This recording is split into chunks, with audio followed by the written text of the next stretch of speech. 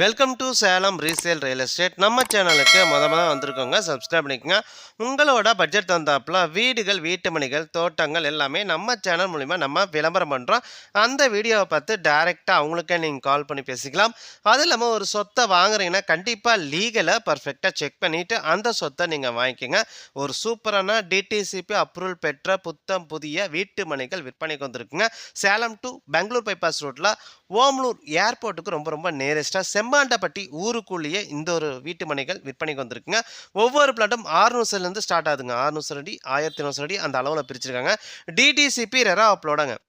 DTCP RERA அப்லோட main road 33 அடி ரோடுங்க. கட் ரோடுலாம் 23 அடி ரோடுங்க. ஒரு சதுருடைய ரேட்டு 1150 ரூபாலேருந்து ஸ்டார்ட் ஆகுதுங்க. ப்ரைஸ் ஒரு சதுருடைய ரேட்டு 1150 ஸ்டார்ட் ஆகுதுங்க.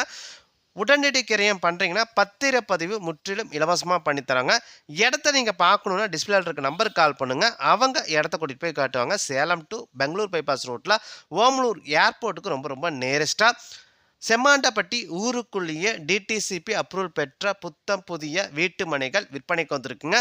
ஒவ்வொரு பிளாட்டும் உங்களுக்கு 600 ஸ்டார்ட் ஆகுதுங்க. 600 அடி 1400 அடி அந்த அளவில் பிரிச்சிருக்காங்க. டிடிசிபி ரெரா அப்லோட இருக்குங்க. சுற்றியும் காம்பவுண்ட் வசதியோட, ட்ரைனேஜ் வசதி, தார் ரோடு வசதியோட, இபி வசதியோட கொடுத்துருக்காங்க. குடியிருப்புகள் மத்தியில் ஒரு சூப்பரான டிடிசிபி ரெரா அப்லோட வீட்டு மனையை கொடுத்துருக்காங்க. மெயின் ரோடு 33 அடி ரோடுங்க. கட் ரோடு 23 அடி ரோடுங்க. ஒரு சதுரோட ரேட்டு 1150 ஸ்டார்ட் ஆகுதுங்க. இடத்த நீங்கள் பார்க்கணும் அப்படின்னு டிஸ்பிளே நம்பர் கொடுத்துருக்கேன். அந்த நம்பருக்கு ஒரு கால் பண்ணுங்கள்.